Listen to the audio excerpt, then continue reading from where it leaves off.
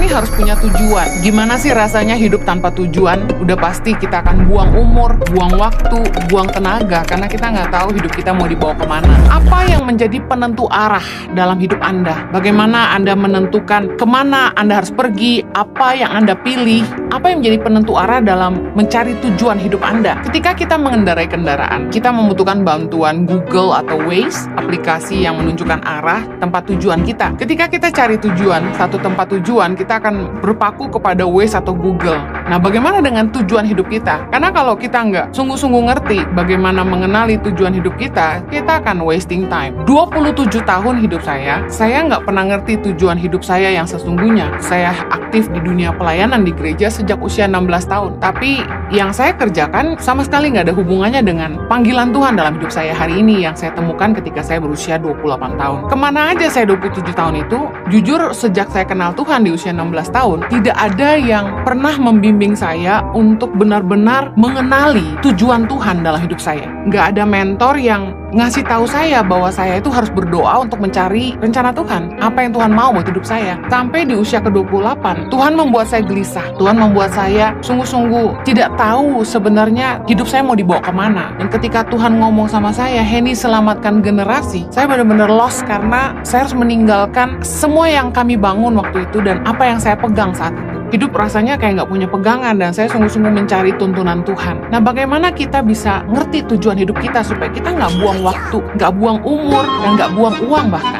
Karena ketika kita nggak ngerti tujuan hidup kita akan kuliah jurusan yang salah. Kita nggak akan fokus ke hal-hal yang harusnya itu yang akan berguna buat masa depan kita. Syukurilah kalau Anda hari ini Anda ngerti tujuan Anda. Saya ingin share bagaimana kita bisa melihat penentu arah dalam menemukan tujuan hidup kita. Yang pertama, tujuan hidup kita selaras dengan alasan kita diciptakan. Kita sering sebut ini dengan kata destiny, takdir. Tujuan hidup kita ini selaras dengan alasan kita diciptakan. Nah, saya menemukan bahwa pimpinan Roh Kudus dalam hati kita yang menjadi radar. Bagaimana kita bisa mengenali apa yang Tuhan mau. 1 Korintus 2 ayat 10 bilang gini, karena kepada kita Allah telah menyatakannya oleh Roh. Sebab Roh menyelidiki segala sesuatu, bahkan hal-hal yang tersembunyi di dalam diri Allah. Amazing, waktu saya saat teduh satu pagi dan Roh Kudus dalam hati saya berbicara kepada saya, Henny selamatkan generasi. Kalau hari ini saya jelas ngerti bahwa Tuhan sedang bicara sama saya dua hal tentang generasi. Yang pertama, generasi masa depan yang ada di Indonesia hari ini, mereka butuh ditolong. Banyak di antara mereka yang nggak punya peluang untuk mengecap pendidikan. Mereka yang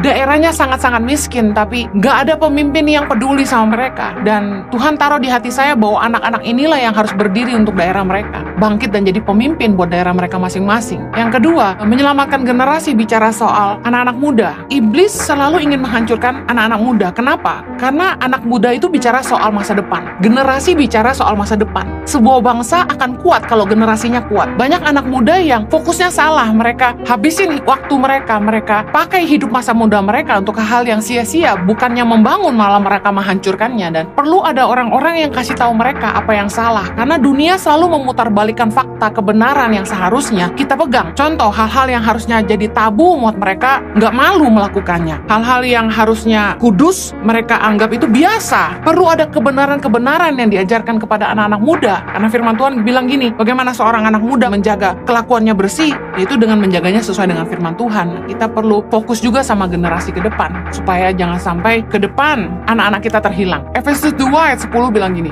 karena kita ini buatan Allah, diciptakan dalam Kristus Yesus untuk melakukan pekerjaan baik yang dipersiapkan Allah sebelumnya. Ia mau supaya kita hidup di dalamnya. Banyak dari kita nggak menyadari ini bahwa Tuhan itu mempersiapkan pekerjaan baik yang harusnya kita kerjakan karena itu kehendak Tuhan buat kita. Saya percaya bahwa Tuhan itu bukan Tuhan yang iseng-iseng. Waktu Tuhan menciptakan kita, Tuhan punya rencana yang jelas buat eksistensi kita. Yesus memberi teladan bahwa dalam hidupnya, fokus Yesus adalah melakukan kehendak Bapa. Yohanes 4:34 berkata gini, kata Yesus kepada mereka, makananku ialah melakukan kehendak Dia yang mengutus aku dan menyelesaikan pekerjaannya. Jadi kalau kita datang ke dunia ini, kita mesti ngerti bahwa Tuhan punya purpose buat hidup kita. Tuhan punya rencana. Bahkan Yeremia 29:11 bilang gini, Sebab aku ini mengetahui rancangan-rancangan apa yang ada padaku mengenai kamu. Demikianlah firman Tuhan, yaitu rancangan damai sejahtera dan bukan rancangan kecelakaan, untuk memberikan kepadamu hari depan yang penuh harapan. Saya percaya bahwa setiap kita ini lahir dengan tujuan Tuhan. Cuma kitanya aja yang nggak pernah berpikir apa yang Tuhan mau buat hidup saya. Yang kita cari adalah apa yang kita mau. Dari kecil orang tua udah tanya, kamu mau jadi apa? Dan kita ditanamkan satu pemikiran bahwa setiap kita lahir untuk jadi kaya. Karena semua orang bekerja dan berusaha, bukan sekedar untuk bertahan hidup, tapi mereka punya satu tujuan, saya harus kaya. Dan seolah-olah kekayaan menjadi satu tolak ukur kesuksesan hidup. Padahal lebih dari segala hal yang